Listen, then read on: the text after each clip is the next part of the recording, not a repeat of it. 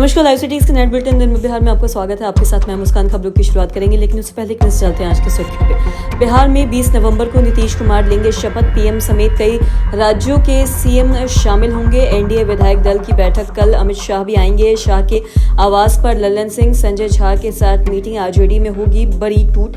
उपेंद्र कुशवाहा का दावा। तेजस्वी को मांझी ने दी नसीहत। जनसुराज की हार के बाद प्रशांत किशोर बोले, बिहार नहीं छोड़ूंगा। तेज प्रताप ने केंद्र और बिहार सरकारी से मांगी मदद। रमीज की कुंडली खंगाल रहे यूपी पुलिस। बालू माफियाओं ने 2 जवानों को गाड़ी से रौंदा। पटना में पुलिस कस्टडी से भागा। मुठभेड़ में घायल बदमाश। अब खबरें विस्तार से।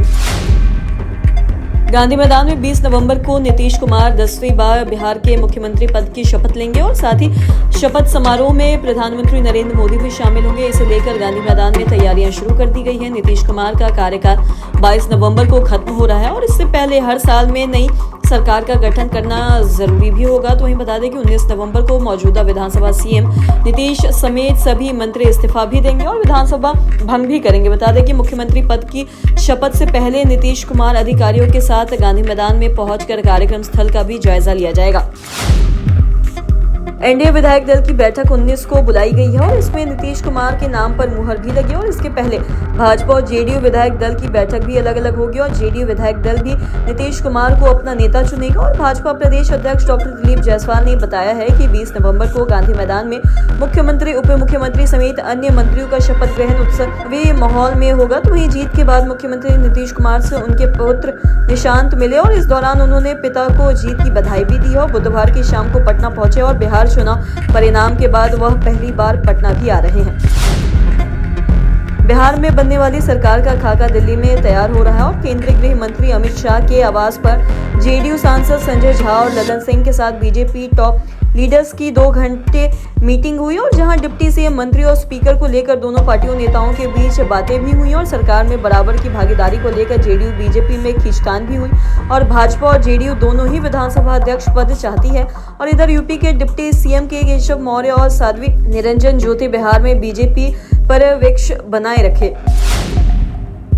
राष्ट्रीय लोक मोर्चा के प्रमुख उपेंद्र कुशवाहा ने बड़ा बयान दिया है और ये भी कहा है कि आरजेडी की जो दुर्गति हुई है उस दुर्गति के रहते हुए कौन उनके साथ रहना चाहेगा। ऐसे में स्वाभाविक है कि उनकी पार्टी के विधायक अगर इधर उधर सोच रहे हैं तो इसमें गुरेज क्या है। आरजेडी नेता अभी भी जनता के जनादेश और जमीनी हकीकत को स्वीकार नहीं कर पाए हैं और ऐसे में जनता एनडीए को समर्थन देती रहेगी। और ईवीएम पर सवाल उठाने पर बांकीपुर क्षेत्र में बीजेपी के विजयी उम्मीदवार नितिन नवीन ने तेजस्वी यादव के बयान पर कटाक्ष किया है। कहा, जो न परिवार को संभाल पाए न पार्टी को संभाल पाए, कब तक चुनाव आयोग पर हार का रोना रोएंगे। केंद्रीय मंत्री जीतन राम मांझी ने कहा है कि मुख्यमंत्री नीतीश कुमार होंगे। विपक्ष को जनादेश स्वीकार करना चाहिए और विपक्ष के नेता अपनी गलतियों की बात नहीं करते हैं, वो ईवीएम और अन्य चीजों का दोष डालते हैं। यह अब बहानेबाजी है और इसका कोई भी मतलब नहीं है। 2002 सीटें एनडीए को मिली हैं। वो विपक्ष लोग कभी एसआईआर की बात करते हैं तो कभी कुछ और बोलते हैं। मांझी ने यह भी कहा है कि सब कुछ तय हो चुका है और 89 सीट बीजेपी को और 84 सीट जेडीयू को मिली है और साथ ही इसी रेशियो में मंत्री पद भी बांटा गया है।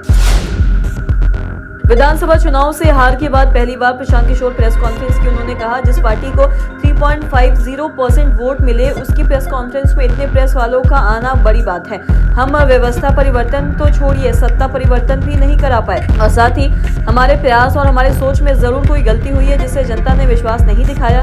प्रशांत किशोर ने यह भी कहा कि मैं हार की जिम्मेदारी लेता हूं और इसके प्रायश्चित के लिए 20 नवंबर को गांधी भीतरवा आश्रम में 1 दिन का मौन उपवास भी रखूंगा और हमारी कोशिशों में, हमारी सोच में, समझने में कमी रही होगी। इसके कारण जनता ने हमें नहीं चुना और अगर जनता ने हमें पर भरोसा नहीं जताया है तो इसकी पूरी जिम्मेदारी मेरी है।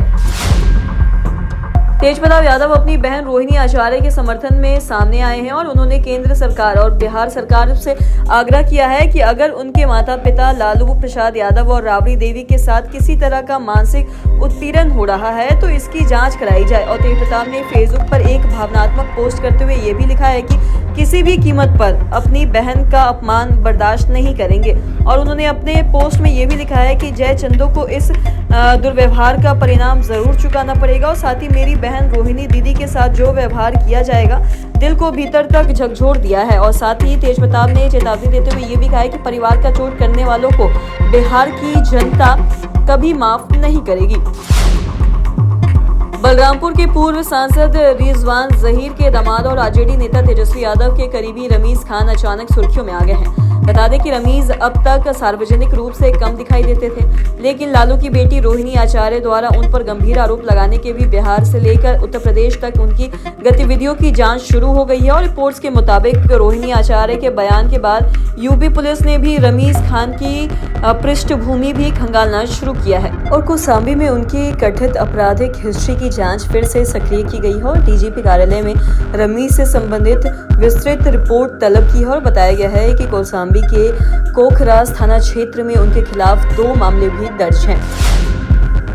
राजधानी पटना में बालू माफियाओं का आतंक देखने को मिला है। पालीगंज अनुमंडल के दुल्हिन बाजार थाना क्षेत्र में खनन विभाग की टीम पर बालू माफियाओं ने हमला कर दिया और अवैध खनन के खिलाफ चेकिंग अभियान चलाया जा रहा है। तो उसी दौरान माफियाओं ने 100 जवानों पर स्कॉर्पियो चढ़ाकर रौंद दी और घटना में एक जवान की मौत भी हो गई, जबकि दूसरे जवान की स्थिति नाजुक भी बनी हुई है। बता दें कि जानकारी के अनुसार गांव के पास खनन विभाग की टीम अवैध बालू लदे वाहनों की चेकिंग कर रही थी और इसी दौरान एक ट्रैक्टर को रोका गया और जांच के बाद पता चला है कि ट्रैक्टर में अवैध बालू लेकर जा रहा था। और सैप जवान जब ट्रैक्टर को जब्त कर थाना लेकर आ रहे थे तब ट्रैक्टर मालिक और उसके साथियों ने जवानों से मारपीट शुरू कर दी। पटना के खुसुरपुर से गिरफ्तार 25,000 का इनामी अपराधी मिथुन कुमार एनएमसीएच से फरार हो गया है। बता दें कि पुलिस की कस्टडी में उसका इलाज चल रहा था और पुलिस की माने तो 3 दिन पहले मिथुन को मुठभेड़ के बाद गिरफ्तार किया गया और इसके पैर में गोली भी लगी थी और इसी के इलाज कराने के लिए अस्पताल में भर्ती कराया गया था। और पुलिस के अनुसार मिथुन कुमार चौकीदार और साथ ही पुलिस कर्मियों को धक्का देकर अस्पताल से भाग निकला और घटना की सूचना मिलते ही कई पुलिस अधिकारी अस्पताल भी पहुंचे और पुलिस अब घटनास्थल और आसपास के इलाकों के सीसीटीवी फुटेज खंगाल रही है। और मिथुन कुमार पटना और झारखंड में कई आपराधिक मामलों में वांटेड भी था। तो वहीं 3 दिन पहले खुसरपुर थाना क्षेत्र के हरदास बेघा स्टेशन रोड पर मुठभेड़ भी हुई थी। तो आज के इस वीडियो में इतना ही। अगर आपने अब तक चैनल को सब्सक्राइब नहीं किया तो तुरंत कर ले, साथ ही हमारे फेसबुक पेज को लाइक करें। वीडियो देखने के लिए आपका धन्यवाद।